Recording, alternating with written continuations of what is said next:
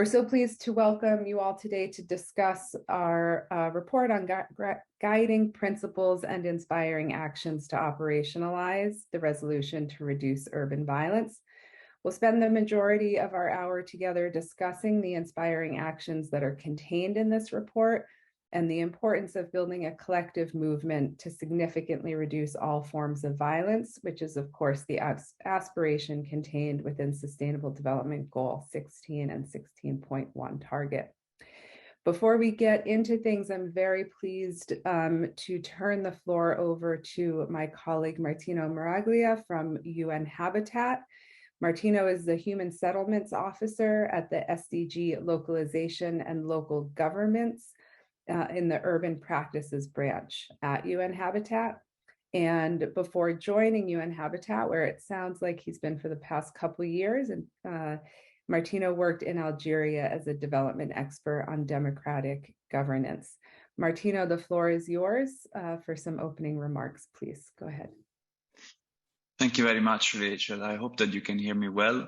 It is a pleasure being here. First of all, on behalf of UN Habitat, I work indeed on local governments and local development issues, and the issue of urban violence, peace in cities is of course central in the overall work that the unit, but also UN Habitat does. First, let me share greetings and my thanks to Peace in Our Cities, the Global Covenant of Mayor, and of course the colleagues of UN Habitat that also supported the organization of this session, and for congratulating for the launch of this very important report, that provides a bit of a snapshot of what has been the first years of implementation of the resolutions on reducing urban violence, which with more than 60 signatories have become a milestone for cities leaders in advancing their commitments towards reducing urban violence. Let me maybe, Rachel, first commend also the leadership of Mayor Rees from Bristol for advancing the resolution, but also echoing some of its words in the foreword of the report itself when he mentions that local and regional governments are more influential, stronger together when they work collaboratively across borders to build peaceful communities. And influential, in my opinion, means and should be the ability of local and regional governments to influence policy debates, both at national and global level, and to orient that financing that should empower them to deliver on their mandate in reducing urban violence. The work of networks and initiatives such as Peace in Our Cities, the Global Parliament of Mayors, dedicated really and focused on SDG 16 plus, is essential, and the mobilization of local and regional governments around this goal is very important. Let me commend also again the work of Peace in Our Cities, because the mobilization goes beyond goes beyond the words and the resolution itself, and really wants to be action oriented with dedicated mechanisms to follow up on the commitment of the resolution itself, and the report with these guiding principles and inspiring actions is a cornerstone in this process. Happy to be here on behalf of UN Habitat because I guess, as many of the participants today know, we have been implementing the Safer Cities program for the past 20 years, which has then contributed to the approval of the member states of the UN system-wide guidelines on safer cities and human settlements. The word partnership is really embedded in the implementation of this process with the Global Network on Safer Cities that really support partners initiatives such as Peace in Our Cities. Again, on the look towards monitoring and reporting on what is happening at the local level, we are now piloting the urban safety monitoring tool that looks at improving the consistency of municipal safer cities program in the years to come.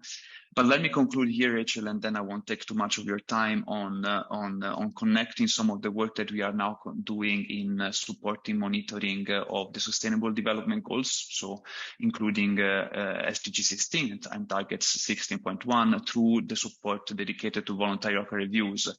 Let me tell you something, monitoring at the local level is always difficult. The lack of access to data, sometimes the simply complicated environment where when it comes to having political commitment to reporting, because not everyone wants to show a transparency towards the local community on how the situation on urban violence is going in their own territories. So it's quite complicated.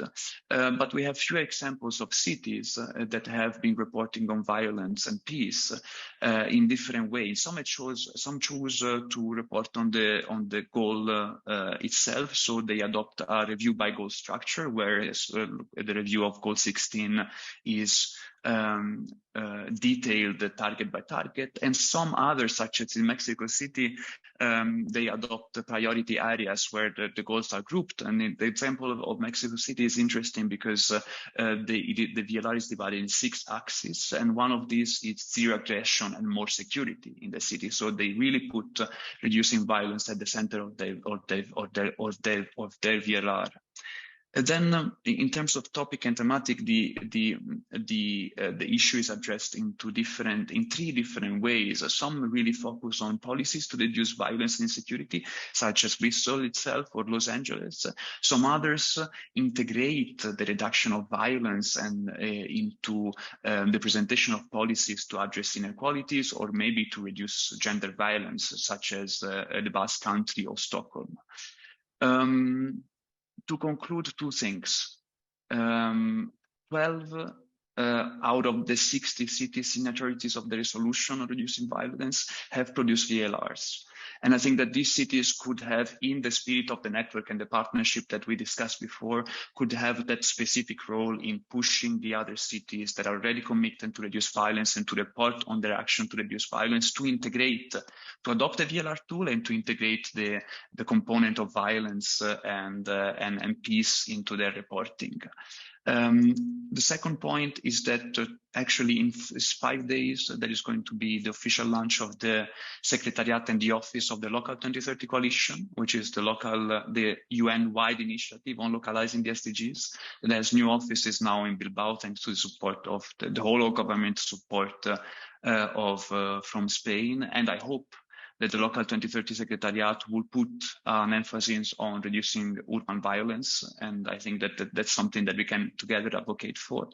And finally, a call to say that when we focus on reducing urban violence, we really need to go into the root causes. No? So probably we should be really, while focusing on reducing violence, we should at the same time, in the transversal spirit of the and nature of the SDGs, looking very much into the reduction of inequalities, of addressing migration issues, and probably of providing opportunities to those vulnerable groups that sometimes fall behind.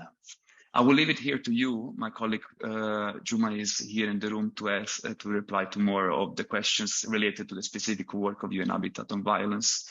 But and I'm available here again to reply to any question. Over to you, Rachel, and thank you.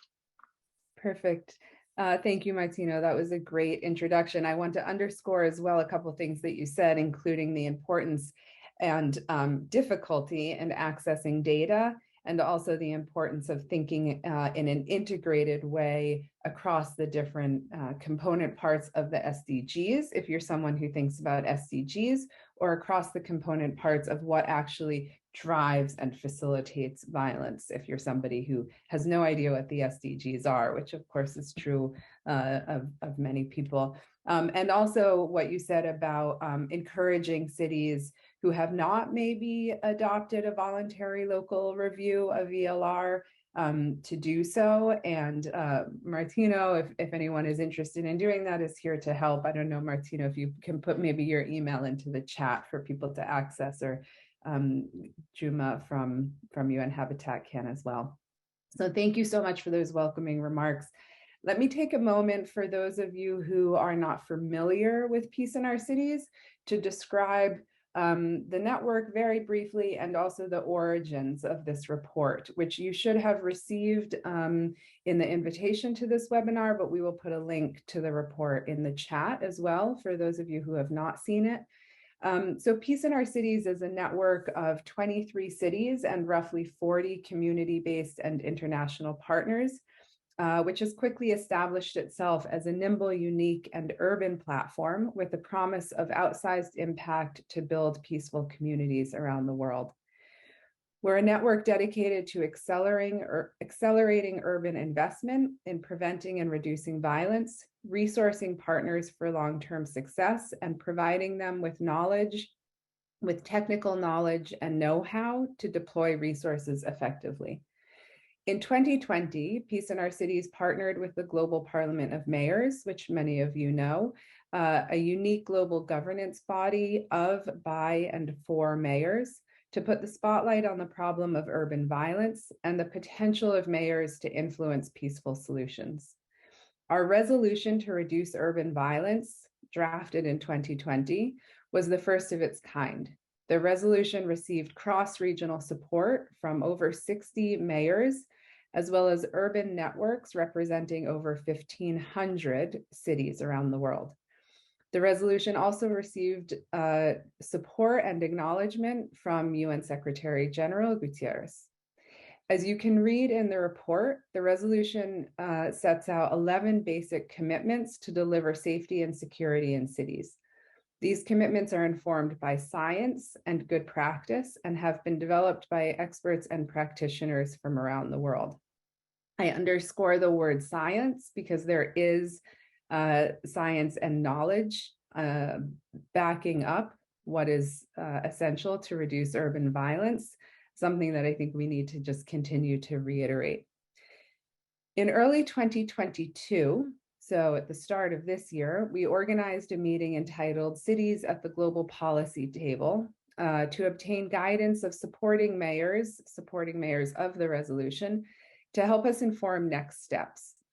The idea of a report documenting inspiring actions is the direct product of that meeting, during which city leaders pleaded for a little less conversation and a little more action. As you can see in the report, Mayor Marvin Rees wrote our foreword, and he encouraged all of us by saying that making sure that cities are safe and secure is an essential component of city life, on par with delivering other basic services such as water, sanitation, health, economic opportunities, and jobs. With the publication of our report, we are focusing on action, on concrete ways that we can support those who endorse the resolution, as well as those who want to achieve ambitious reductions in violence in their communities. Going forward, Peace in Our Cities stands committed to normalizing the resolution, amplifying policies and inspiring actions that have proven to work, embedding the resolution into global violence reporting, including the VLRs that Martino mentioned. And this is something that we're very happy to work with UN Habitat and their local 2030 coalition on. We're also committed to keeping relations with other city networks to support the spirit of the resolution and to encourage all towards collective action. Through working together and supporting one another, we can achieve much more. And this is a core principle of Peace in Our Cities. We finally commit to identifying opportunities for funding solutions with potential for impact. And this point on funding matters, particularly in a context today where we seem to have a decreased availability of funds.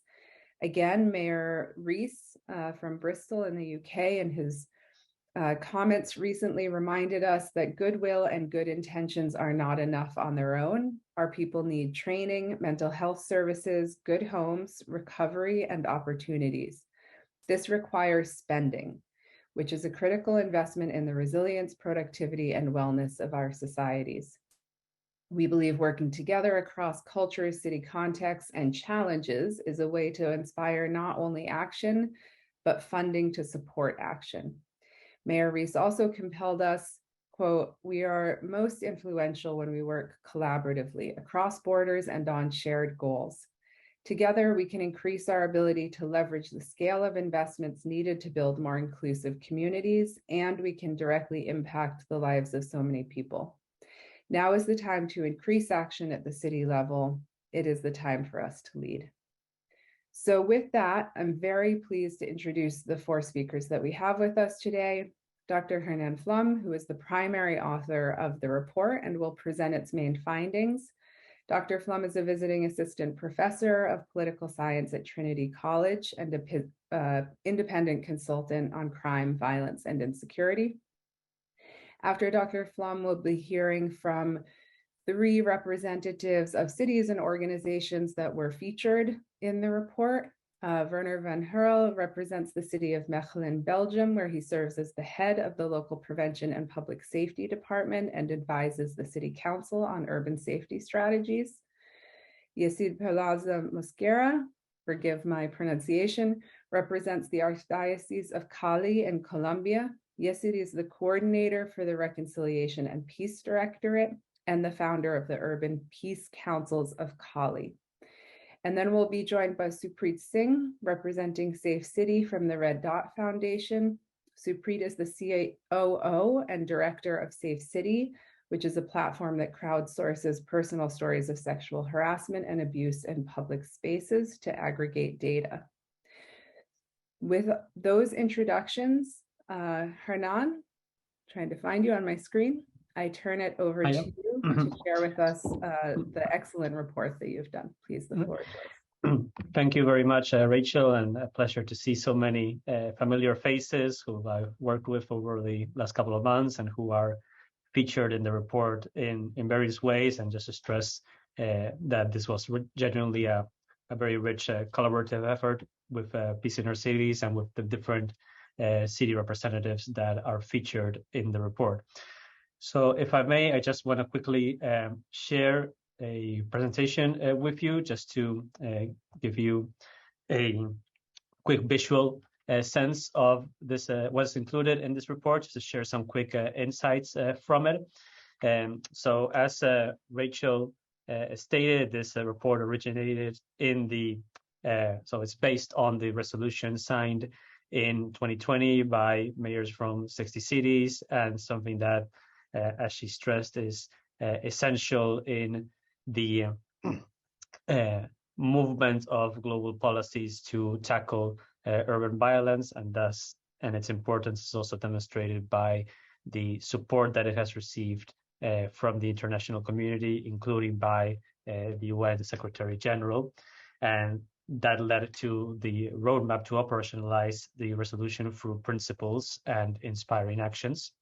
And I think that both the resolution and the roadmap, hopefully, are important in various ways. First, because they acknowledge the scope of the problem that we are facing, in the sense that a vast majority of violent deaths occur outside of conflict zones and majorly in cities, and this does not count other types of violence that are also occurring in cities and to which local leaders have to address and confront.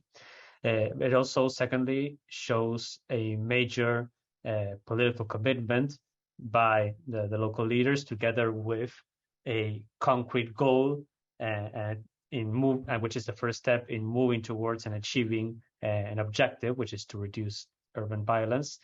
It cements and begins to solidify an expanding network of international cities and organizations that can then share, on the one hand, peer-to-peer experiences, but also have, as Rachel also stated, greater opportunity to access and get international resources, which are obviously lacking in this day and age, and perhaps more than in other times, but obviously a major constraint for policy implementation. So the other major factor of the resolution is that it stresses both substantive aspects of public policies as well as the processes by which these policies are carried out. And this is something that we try to stress in the report.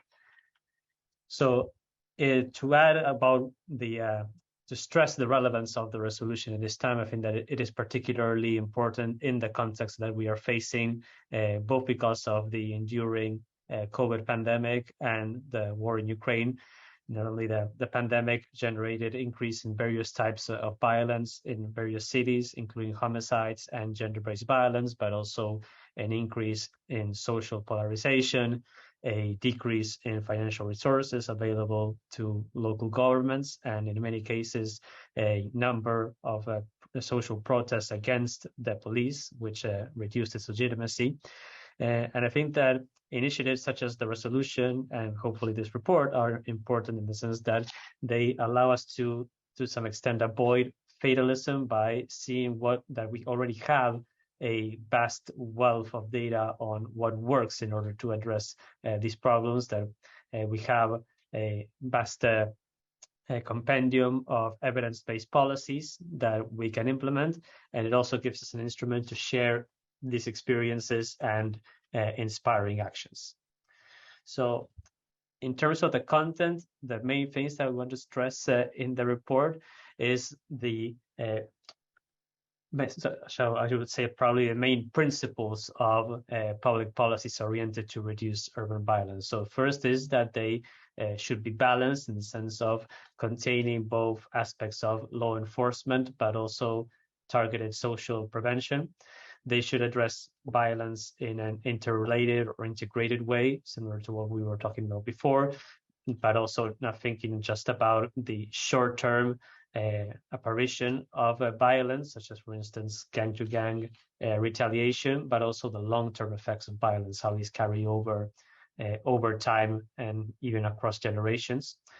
That interventions, third, should also be focused and concentrated on the higher risk either people, victims, or perpetrators, places, and behaviors, and that it should also strive to rebuild the legitimacy of law enforcement and criminal justice institutions, as well as the state in general.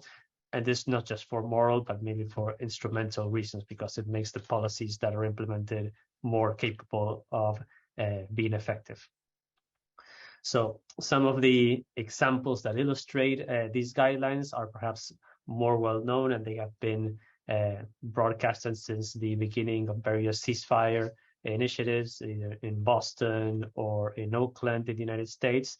But I think the report wanted to stress that beyond these more famous cases, there are various other contexts in which these kinds of initiatives are being implemented, and in various cases with great deal of success. So with that, we can refer to the municipality of Pelotas in Brazil, or Palmira in Colombia. And I think also Shezid can talk a little bit about the experience of Cali, which has had similar success, at least temporarily, in abating violence through these types of policies. Secondly, with regard to the process by which these policies are carried out, I think there are three main principles that we stress. On the one hand, as was pointed out by both Martino and Rachel, it's clearly necessary to build these policies on data and on evidence. This is not just because it allows us to have a more precise diagnostic and more targeted responses, but it also allows us to rule out alternatives that have been proven not to work and are sometimes even counterproductive. This doesn't mean that cities cannot aspire to innovation in the policies that they build, but they should also refer to the base on what has already been established and proven as having worked. Secondly, that any kind of intervention of this type requires not just political leadership on behalf of mayors, but also a great deal of coordination between different levels of government. So it's not just the cities that are involved, but also state level or national level political authorities. And this is something that has to be thought of in the design and contemplated by international networks that are sponsoring and supporting these initiatives. And third, also that there is a major role to partnerships, in the sense that cities or any government cannot go at this alone. They need the participation of civil society in order to ensure the policy's legitimacy and sustainability. And they need, as the work has been done by Peace in Our Cities, access to international organizations to share these experiences, to learn from their peers, and to be able to tap into the resources for carrying out these initiatives. So as a quick sample of these urban policies, I won't go into this because obviously Suprit can talk about it with much greater detail and precision than I can, but we mentioned in the report the Safe City initiative from the Red Dot Foundation, which pinpoints different incidents of sexual violence in India and in other countries around the world. And this data has also led to very targeted interventions to address these problems in the specific context through the interaction of civil society and local governments and other organizations.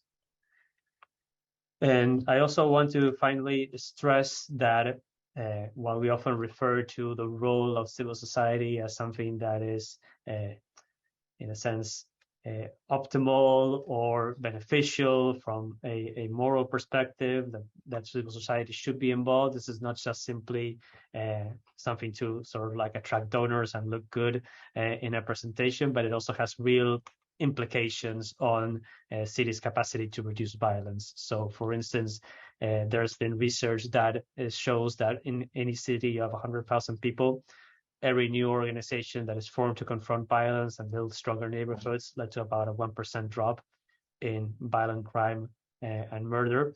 And this is something that is not irrelevant at all, and we should take it into account in order to start building these bridges. So another function of civil society is that they also keep these items in the agenda. This is something that we point out in the report with the case of Jalisco Como Vamos and its a citizen observatory, which has allowed citizen security and its preventive policies to remain a priority for the government, even when it wanted perhaps to switch the agenda to focus on other issues. So I really appreciate and thank you for the time, the opportunity to produce this report, the opportunity here to present it as well and to dialogue about it with everyone here. And I really look forward to this conversation and to any questions that you might have. So thank you very much. Hernan, thank you so much. I really appreciate that introduction and all the really amazing work that went into the drafting of this report. I think what the report does so beautifully is it weaves together the 11 points of the resolution with concrete actions and examples that cities around the world are taking, so that sometimes we have these high principles, but they're disconnected from action. And what the report does is it really puts the principles and the actions together in a beautiful way. So I encourage everyone to read the report. It's also short and very visually appealing. So it won't be taking hours of your day to read the report. Werner, Yesid, and Suprit, I'm now going to turn it over to you all with a couple questions. I'll ask you to keep your responses relatively short so that we have enough time to get through a couple of rounds of questions from me, and then we'll see if we have any questions from the audience.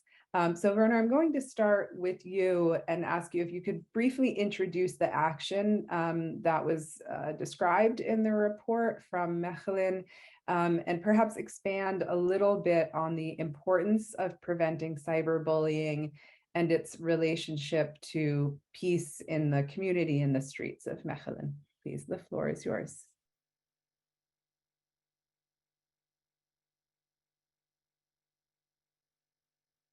If you could take yourself off mute. Perfect. Okay, can you hear me now? Okay, thank you very much. Yes, thank you, Rachel, for this question, and also to the Peace in Our Cities Network for the opportunity to work on our project, let's say, on the cyberbullying or on online polarization, which is a major issue going on for the moment, especially when it comes to young people. In Mechelen, we noticed that there was a lot of worries and frustrations of what young people encountered when they go online. Certainly during COVID and in their day-to-day life, it's becoming one mixed reality, one virtual ecosystem. So we really wanted to know what what were their preoccupations and what they encountered, and that the definitions of what was problematic came from them. And we organized these safe spaces where they can speak about their frustrations and their grievances in a trusted way, and to come up with some concrete solutions for their problems. So it's very interesting to see that the definitions that we as older people have about what their problems are not the definitions that young people have about their problems. So it's very important to listen to them, to give them space, and to talk about what's really on their mind, and to take this into account into policy making. So it was a great opportunity for us to develop this method of creating safe spaces for young people in which they feel trusted, listened to, and have their voices heard and taken into account into policy making. So really working bottom up and not so much top down. Okay, you asked a brief answer, so I might stop here. Yeah. Thank you so much. Usually when I ask for that, people don't comply. So I appreciate you setting the tone. I'm going to come back to you, Werner, with another question, but let me first get to Yasid and Supreet. So Yasid, if you could share with us a little bit. So the Roman Catholic Archdiocese in Cali has done really crucial work in bridging communications between marginalized neighborhoods, gang leaders, and local government. And this is referenced in the report, of course. Can you speak to us again, just briefly, about why this is important, why doing this bridging work is so crucial in building peace in the city of Cali, please? Bueno, muchas gracias. Bueno, nosotros como Iglesia Católica, lo que hemos hecho durante todos estos años en Cali y en la región, inclusive para el caso de Buenaventura, que voy a traerlo a este espacio. Buenaventura, una de las ciudades portuarias en el Pacífico con más índices de homicidio, en estos momentos lleva 47 días sin ningún homicidio. Y esto lo estamos haciendo en el marco de la paz total que propone el nuevo presidente Petro, y hemos tendido un puente humanitario que le permite transitar al gobierno y a los armados para generar un diálogo frente a cómo poder llegar a sus acuerdos de paz. Puente humanitario que hemos tendido también en Cali y que también en Palmira se ve reflejado, donde le permite a las comunidades gozar de una tranquilidad en el marco de la vida. La vida siempre la sobreponemos nosotros en ese acuerdo entre el gobierno y las organizaciones criminales o delictivas, y que le permitan gozar a las comunidades de cierta tranquilidad. Por eso en Cali, en Buenaventura y en muchos municipios con mayores índices de violencia en Colombia, cuando la Iglesia propone un acuerdo humanitario donde está el centro de la vida, muchas comunidades refieren eso como que estamos en paz. Solamente con dejar que las personas dejen de asesinarse, de que las personas sientan esa tranquilidad, ya hay un proceso a los que ellos llaman paz y a lo que traducimos nosotros paz urbana. La paz urbana se cimenta básicamente en proteger la vida. Desde allí es donde estos acuerdos humanitarios han ayudado mucho a transitar la institucionalidad con los armados y poder nosotros sostener ese puente para que ellos sigan en ese diálogo. Desde lo humanitario es el camino inicial para poder evitar que estas confrontaciones, que estas muertes y que las comunidades puedan gozar de esa tranquilidad en el territorio.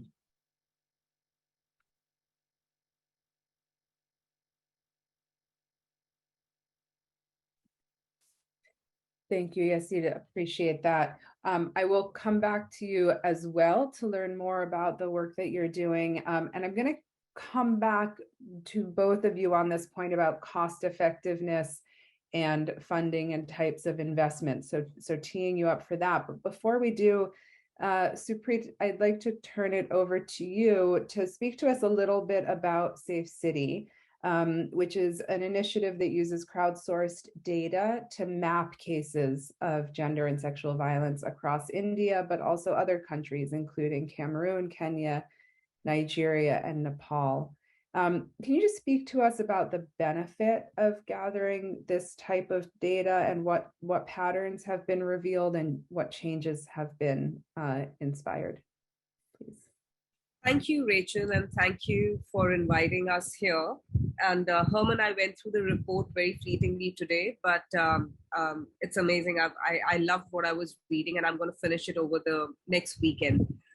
Just before I start, I must tell you that it's Diwali in India, and you might hear crackers, loud bombs, so please don't get worried. It's very peaceful. It's just a festival, right? So coming back to your question, Rachel, and I know we have time limits. So at Red Dot Foundation, we are trying to end gender-based violence, especially against women and girls, by education and advocacy and crowdsourcing data. So Safe City is our flagship program, which Herman is quite aware of. What we do is we have a web and a mobile platform where we are crowdsourcing data on sexual harassment in public spaces. So we believe that data is very relevant to finding sustainable solutions to creating safer cities. And with regards to sexual violence, as we all know, 1 in 3 women faces sexual violence once in her lifetime. 85% of those are never reported. So what we are trying to do is we are trying to bridge the gap between what is the reality and what is the underreported statistics, because of which the civic authorities and the law enforcers are not really able to make a decision or a surgical strike over what is the problem. So we ask people to anonymously report to us any form of sexual violence that they have experienced in life. So they just need to say what happened, when it happened, and where it happened. And it gets pinned on Google Map. And as and when people start reporting, we start seeing trends in areas. So this data and this trend is then very relevant material with which we go to the communities, to the law enforcers, and to the civic authorities. And we together try to find what is the hyperlocal solution that we can come up with, where all stakeholders are a part of and are engaged, so that we can make those neighborhoods safer. So this is what we do. We are in 12 countries so far, including India. The latest one is Jordan, which I guess is also part of Peace in Your Cities. And we are making a Jordanian Arabic app, where right now we are translating the app in Arabic. But we would like to work more closely with the civic authorities and with the city of Amman to see how they can use this data in finding solutions to make their city safer. So that's a very quick synopsis of what we do, Rachel. If there are more questions, I will go ahead and answer them. I do have one more question before I go back to Werner and Yasid, which is if you could speak a little bit about the influence that the crowdsourced data that has been generated through Safe Cities, what influence that's had on law enforcement specifically, and the relationship between law enforcement and communities. While you're thinking about your response to that, I will encourage everyone who is in the audience, if you have questions, please go ahead and start to put them into the chat. We'll do one more round of questions by me, and then we will be opening it up through the chat function. So please feel free to put those in the chat. Super, please, back to you. Thanks, Rachel. Thank you.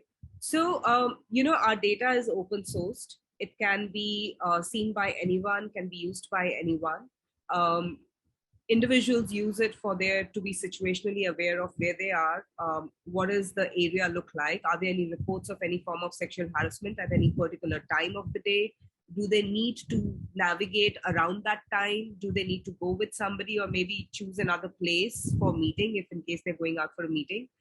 We use this with communities. So we involve the boys, the men, the women, and the girls.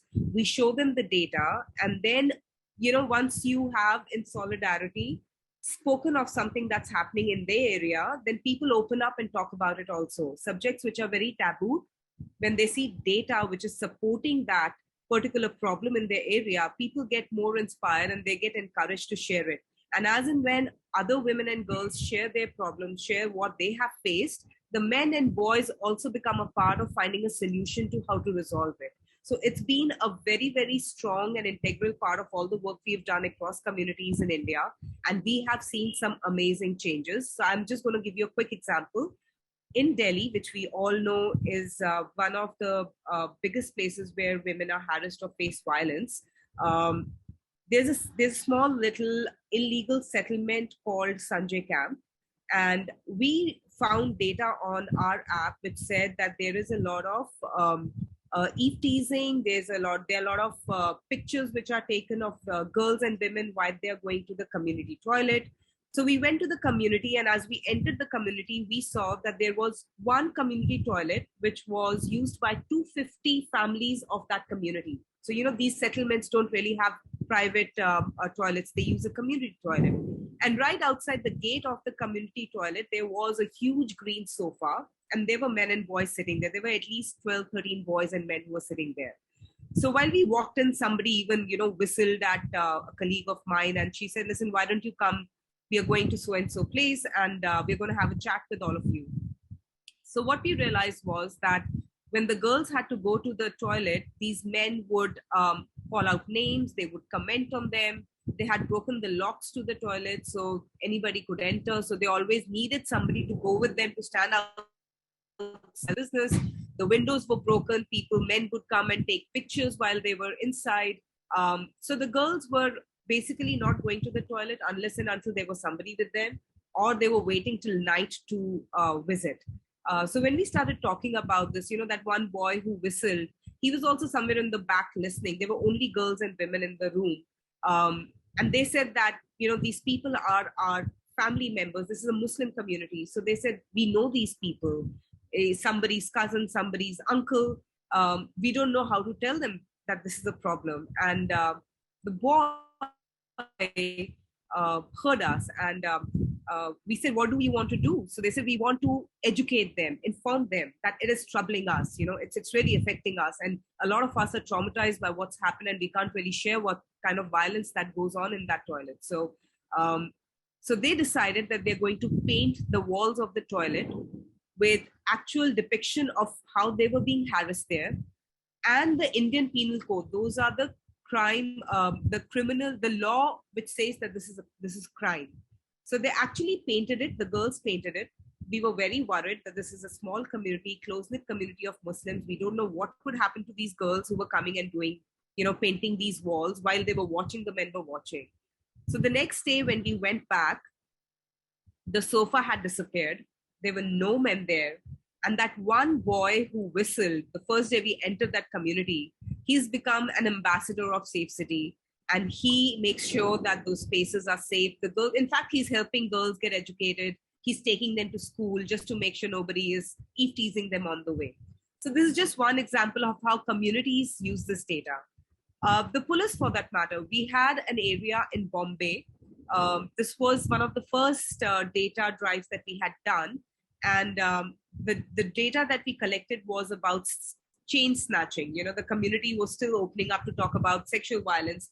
But we got around 20 reports that there are two boys on a bike and who come between 7 and 8 p.m. in the evening. And any woman who's walking, they would grope and they would snatch the chains and go off on the bike. So we took that anonymous 20 reports and we went to the local police station. The inspector actually read the reports. He did not ask us who are these people who are reporting. He changed the timing of the beat patrol of the constables there to 7 to 8 p.m. And till now, we have not heard of a single report of chain snatching or groping in that area. So the police around India in different cities is using this data consciously. They keep on calling us to understand what is it that they can do more. In fact, every month we set them a dashboard which explains to them which areas are becoming hotspots for what form of sexual violence. And they're actually taking cognizance of that. They're changing beat patrol timings. They're seeing if there are any street lights which need to be put up in areas which are dark and become vulnerable for such crimes. So that's how we have seen the kind of impact that this data is making on people. Back to you, Rachel. Thank you so much, Supreet, for offering both those examples, which I think do two things really well. The first provides a really great example of just how talking about something in a community can help to find solutions from the people who are most affected and impacted themselves, both as those who are on the receiving end of negative social behavior and those who are actually perpetrating negative social behavior. So that's a great example. And actually, Werner, I think I'm going to turn it to you to speak to this and how you've managed to do that in the online space as well, which I think your example speaks to so well. And also the change in the patrol time is a great example of what is probably a cost neutral change. So not all of this involves a huge amount of cost change, but some of it, of course, does, but some of it is minimal. So, Preet, did you just want to add one thing very quickly? Yes. So, this area where the police actually changed the beat patrol timing, the locally elected member of the government in that area, he then came up and he said that I'm seeing so much of a change. I have some budget for cameras.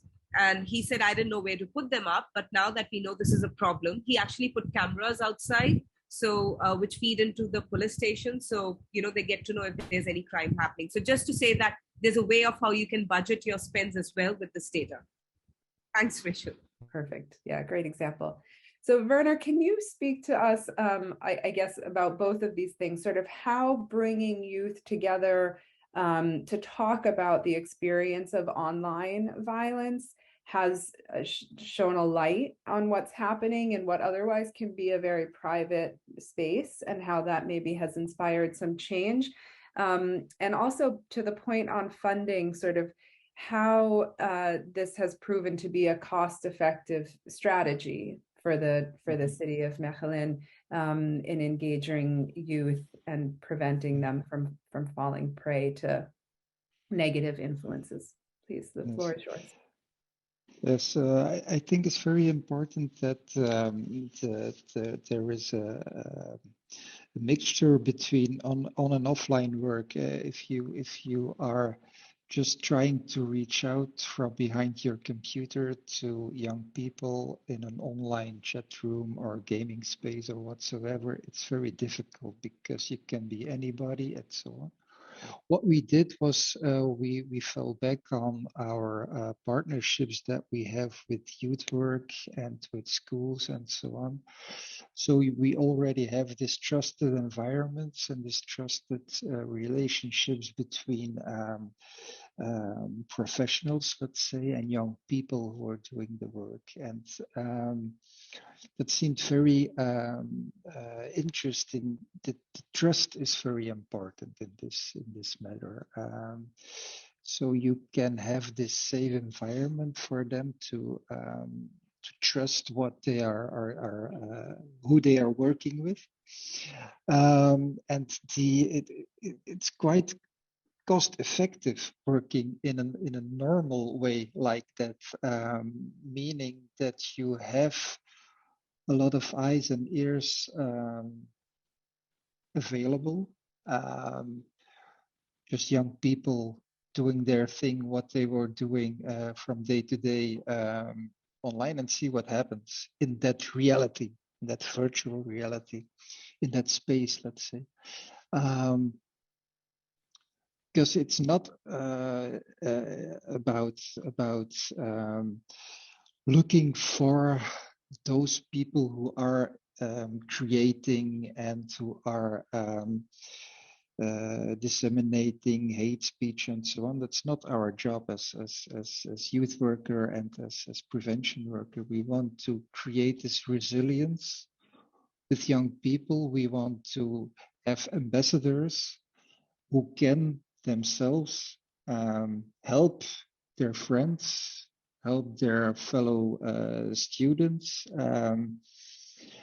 And that's what they said. That's what they told us. They told us we feel the need for dialogue and for discussion, not online but in real life, in a group, on what we see and what we notice and what's bothering us. Just to give you an example, we thought that there was a lot of hate speech and polarization going on between young people with a migrant background and young people with an original Flemish background.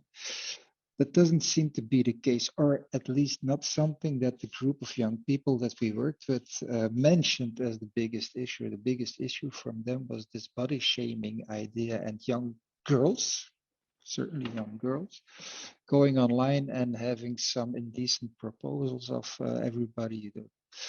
So the definition of what's a problem in this virtuality that totally changed the game for us, and it doesn't cost a lot. You can buy very expensive technologies. I'm sure there are companies who can sell you for a few thousand euros, which is the same as a few $1,000s, very expensive applications and screening and monitoring systems and so on and so on, which just tell you what you want to hear, but you really need to be listening to those people who are involved and who are the target group of your actions. So it's not it's a very cost-effective way and a very impactful way.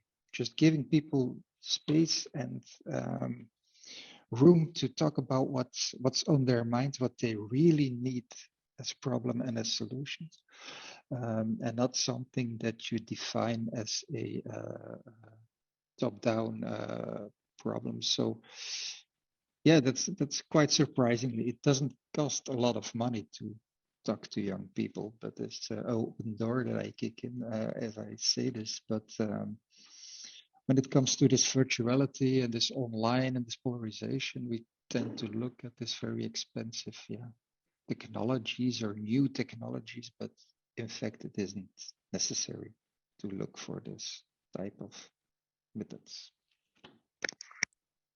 Yeah, thanks, Werner. I think there's a connection back, of course, to what Supreet was saying as well, and what you've spoken about in terms of really listening to those who are most impacted and most involved, and coming up with solutions that, again, aren't always cost-heavy solutions. But you also spoke about this important point of resilience and sort of maybe assumptions going in that might not match, in fact, what people, the youth in this case, themselves were experiencing, which, as you said, was a form of body shaming happening in the online space. This point about sort of investing in those things that are most priority to the individuals themselves brings us back, Yasid, to you, because part of what the work that you have been doing was providing high-risk people, individuals who would be deemed high risk, with a subsidy to encourage them to undertake alternative pathways in their life. And of course, this is a type of intervention we've seen in many places around the world and often gets pushback because providing subsidy, providing support to high-risk individuals sometimes can provoke a kind of negative response from a broader general audience. So I wonder if you could share some of the benefits of these subsidies and this work with high-risk individuals, and also sort of how you responded to the criticism. And I'm sorry to say we're coming close to time, so we will go over just a couple minutes for those who can stay on the line. But then, Yasid, after you speak, we'll wrap it up. Please, the floor is yours.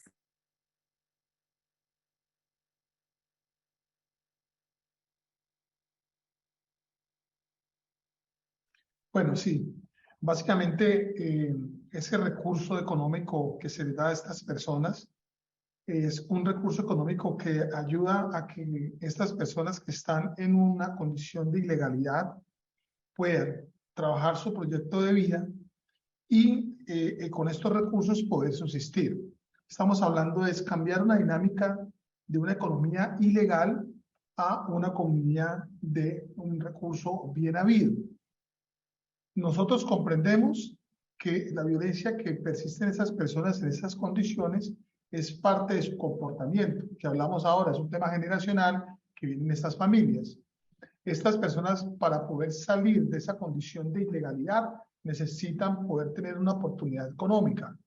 Mientras que nosotros abordamos todo un tema psicosocial con estas personas en la transformación de esos aprendizajes de violencia o del delito, estas personas requieren una remuneración económica para poder subsistir con sus familias. Hablo desde jóvenes desde 14 años hasta personas adultas en 34 años que tienen una historia marcada en la ilegalidad y que su forma de recurrir a los recursos es desde el delito. Poder transformar y cambiar eso implica ofrecer una oportunidad de vida que implica un acompañamiento psicosocial, una formación en la persona, una generación de capacidades en él, mientras que esa persona recorre esos 14, 18 meses en su proceso de formación, requiere ser acompañado económicamente por unos recursos. Esto es una remuneración económica no mayor a un salario mínimo y que le permite a la persona subsistir. No es pagarle para que no cometa el delito. No, por lo contrario, es sostener a su familia mientras hace su proceso de vida y sale de esa condición de ilegalidad.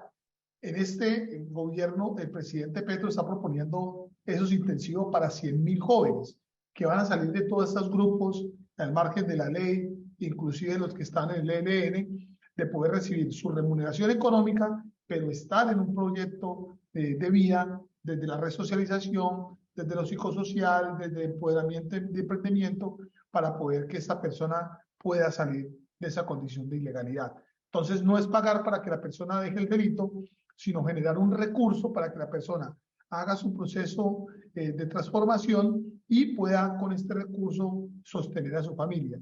Nosotros estamos haciendo una propuesta diferente, no dar el recurso económico, sino dar la asistencia en lo que la persona pueda necesitar, porque a veces dar el recurso puede ser de que si está en un alto grado de consumo de sustancias psicoactivas o en un alto nivel de violencia, pueda comprar armas, pueda comprar drogas o pueda comprar alcohol. Entonces, la recomendación que le estamos haciendo al gobierno es, más bien, caso individual, miren la condición y de la asistencia humanitaria de la que la persona necesita, un arriendo, un mercado, unos medicamentos o otras acciones, pero sí limitar el tema del recurso para que esto no se vea como un pago. No hay muchas dificultades. Cuando se presentan las cifras, por ejemplo, en Cali, el alcalde anterior invirtió 27.000 millones de pesos en esos programas sociales, con una intervención en casi 2.000 personas en alto riesgo, jóvenes y adultos mayores.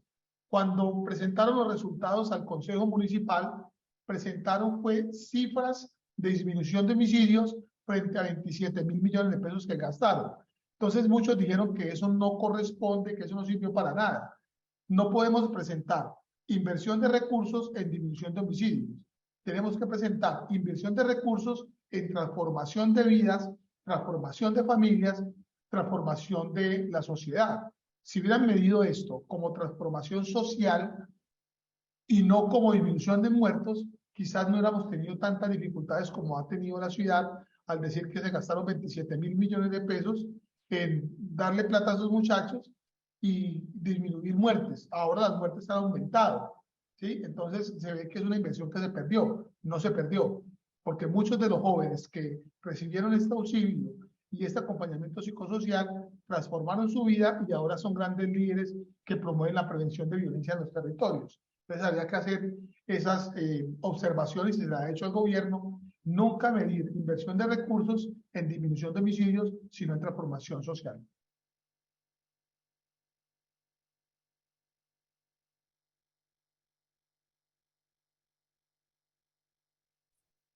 This is such a wonderful point to leave it on. It ties back as well to what other speakers were commenting on in terms of transformation, right? Those who may be engaged in antisocial behavior can be the biggest and greatest champions for shifting and changing that behavior. And if we just categorize them in one way, we eliminate the opportunity for that transformation.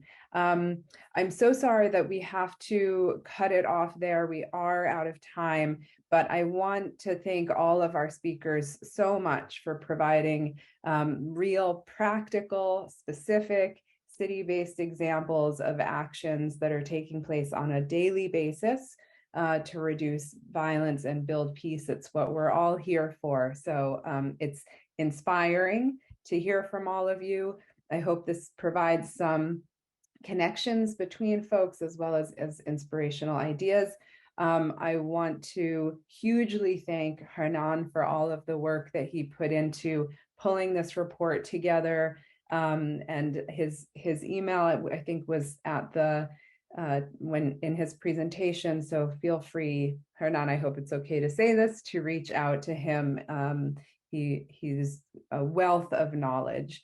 And a huge thank you to our colleagues at the Global Parliament of Mayors, with whom we drafted the original resolution in 2020, UN Habitat for co-hosting this webinar with us. And finally, my colleagues at Peace in Our Cities, who keep the engine of this network going on a daily basis, and of course did all of the behind the scenes work to gather us here today. So to all of you, Supreet and Yasid and Werner and Hernan and all of our other colleagues and everyone who tuned in this morning, thank you so much for joining us, and we hope to see you all soon in the virtual and in-person space. Have a good rest of your day. Thanks, everyone.